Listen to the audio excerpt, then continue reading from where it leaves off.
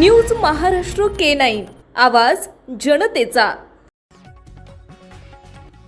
20,000च्या machines 6 लाखांना खरेदी दाखवल्या।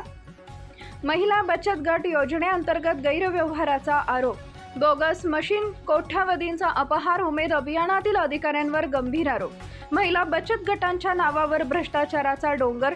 ACB SIT आणि सीबीआय चौकशीची मागणी। धुळे जिल्हा परिषद अंतर्गत मानव विकास योजना 2022 ते 23 मध्ये महिला बचत गटांच्या नावावर मोठा भ्रष्टाचार झाल्याची बातमी समोर आली आहे। उमेद अभियानातून बचत गटांना उद्योगासाठी ऑल इन वन भरड धान्य व राईस मिल मशीन्स देण्यात आल्या। बाजारात 20 ते 30 हजार रुपये किमतीच्या मशीन्स अधिकाऱ्यांनी 6 लाख रुपयांना खरेदी दाखवल्या।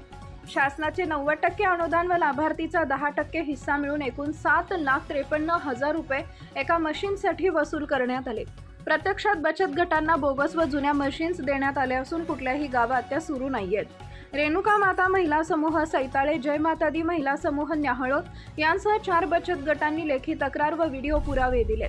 जिल्हा व्यवस्थापक उद्धव उधारणे, तालुका व्यवस्थापक लोकेश सोनवणे, हेमंत गवते यांच्यासह 10 अधिकाऱ्यांवर फसवणुकीचा आरोप आहे। दक्ष पत्रकार संघाचे अध्यक्ष दीपक कुमार बागुल यांनी या प्रकरणी एसीबी एसआयटी व सीबीआय मार्फत चौकशी करून संबंधित अधिकाऱ्यांचे निलंबन करण्याची मागणी केली आहे। संघाच्या म्हणण्यानुसार एकूण 200 कोटी रुपयांपर्यंत भ्रष्टाचार झाला असण्याची शक्यता आहे। या संदर्भात जिल्हाधिकारी कार्यालयाबाहेर निदर्शन करून योग्य ती कारवाई करण्यात यावी, अन्यथा तीव्र स्वरूपाचं आंदोलन करण्यात येईल असा इशारा देखील देण्यात आला आहे। मानवतेला काळिमा फासणारी अशी घटना घडलेली आहे।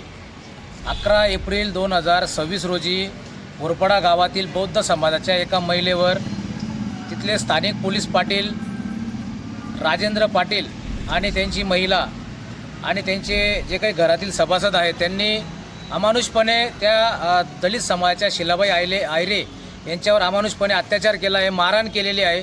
सदर मारहाणी संदर्भात गंभीर दुखापती झाल्यामुळे धुळे सिव्हिल हॉस्पिटलमध्ये 2 दिवस ॲडमिट होतात। पोलीस त्या ठिकाणी चौकशी करतात।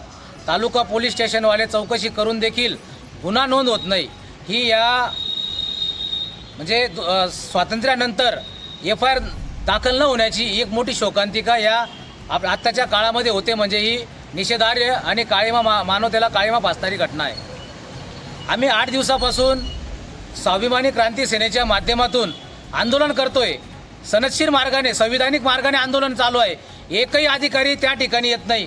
पोलीस प्रशासनाला माहिती आहे, जिल्हा प्रशासनाला माहिती आहे की आम्ही जेल रोडला एक जागा दिलेली आहे आंदोलनासाठी। तिथं 4 आंदोलन चालू आहे। एक उपोषणाला एक व्यक्ती बसला आहे, एक आंबेडकर चळवळीतला व्यक्ती बसला आहे, परंतु कोणताही अधिकारी कर्मचारी आंदोलनाला बसलेल्या आंदोलनाला भेट देत नाही। म्हणजे ही देखील एक निषेधार्ह बाब आहे। मग तुम्ही जागा देता कशाला? त्यापेक्षा कलेक्टर ऑफिसच्या समोर आम्ही आता बेकायदेशीर मार्गे कायदा हातात घेऊन आम्ही आंदोलन करणार याच्या पुढे। आणि जर या महिलेला न्याय भेटला नाही तर यापेक्षा तीव्र स्वरूपाचं आंदोलन आम्ही करणार आहोत। माजी पोलीस अधीक्षक श्रीकांत डिवरे साहेबांना भेटतो, ते म्हणतात आम्ही बघतो। आता देवरे साहेबांना भेटलो, आम्हाला उडवडीची उत्तरे दिले जातात।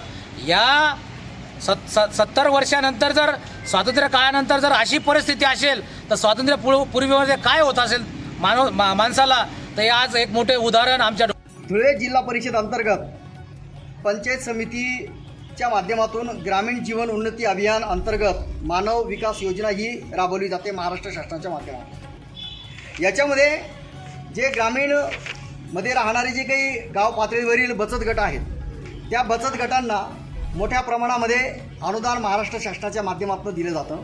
पंचायत समिती याच्यावर देखरेख करते आणि धुळे जिल्हा परिषद अंतर्गत आणि ग्रामीण विकास यंत्रणा अंतर्गत जे काही अधिकारी आहे यांच्या माध्यमातून त्यांना पैसा दिला जातो। आता याच्यामध्ये ज्या महिलांनी दक्ष पत्रकार संघाच्या माध्यमातून 500 रुपयाच्या स्टॅम्पवर आम्ही त्यांच्याकडनं जी काही तक्रार लिहून घेतलेली आहे त्या तक्रारीच्या अनुषंगाने धुळे जिल्हा परिषद अंतर्गत पंचायत समितीमध्ये जे अधिकारी आहेत आणि जिल्हा विकास यंत्रणा या ठिकाणी जे काही अधिकारी आहेत यांनी लाखोचा नाही तर कमीत कमी 200 ते 400 कोटी रुपयाचा या ठिकाणी बचत गटांच्या माध्यमातून भ्रष्टाचार केलेला आहे। त्याचे हे प्रूफ संपूर्ण आमच्या ताब्यात आहेत। याच्यामध्ये जी मशीन आहे ती मशीन 6.5 लाख रुपये महाराष्ट्र शासन अनुदान देते आणि त्या अनुदानाच्या माध्यमातून त्या बचत गटांना जे काही महिला असतात त्या महिलांचा उदरनिर्वाह होण्यासाठी जे काही भरडधान्य असेल ते उदरनिर्वाह करून ते त्या ठिकाणी बचत गटामध्ये जेवढ्याही महिला असतील त्यांना त्या ठिकाणी उदरनिर्वाह करून ती मशीन सरकार त्यांना देत असते. परंतु या ठिकाणी जिल्हा परिषद अंतर्गत आणि त्याच पद्धतीने ग्रामीण विकास अंतर्गत जे अधिकारी आहेत त्या अधिकाऱ्यांनी ह्या ठिकाणी तीच मशीन साधारणतः 20 ते 25 हजाराची दिलेली आहे आणि याच्यामध्ये मोठ्या प्रमाणामध्ये भ्रष्टाचार झालेला आहे. आता हा फक्त धुळे जिल्ह्यापुरता मर्यादित विषय नाही.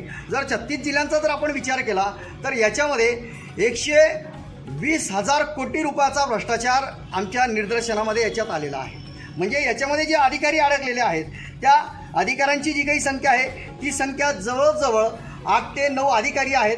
त्याचबरोबर त्यांनी त्यांच्या स्वतःच्या मिसेस म्हणजे त्यांच्या पत्नीला याच्यामध्ये दाखल केलेला आहे आणि दोघांच्या संगनमताने या ठिकाणी मोठ्या प्रमाणामध्ये या ठिकाणी भ्रष्टाचार झालेला आहे.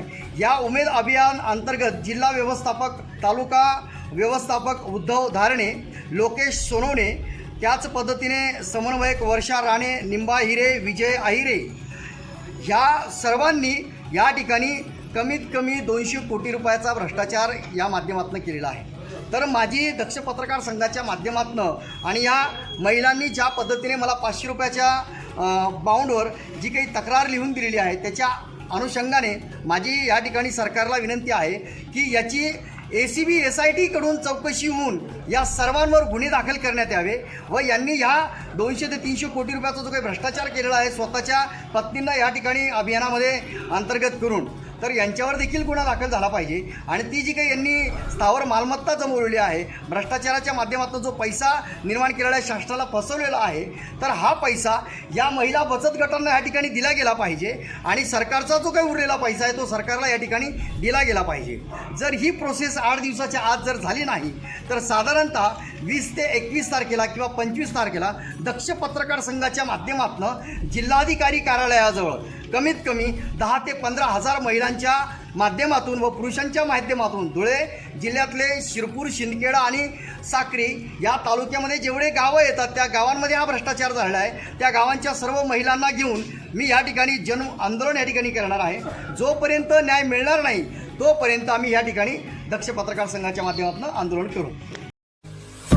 महाराष्ट्रातील महत्त्वाच्या आणि ताज्या बातम्या पाहण्यासाठी आमच्या न्यूज महाराष्ट्र K9 चॅनलला यूट्यूबवर सबस्क्राईब करा आणि बेल आयकॉन प्रेस करा.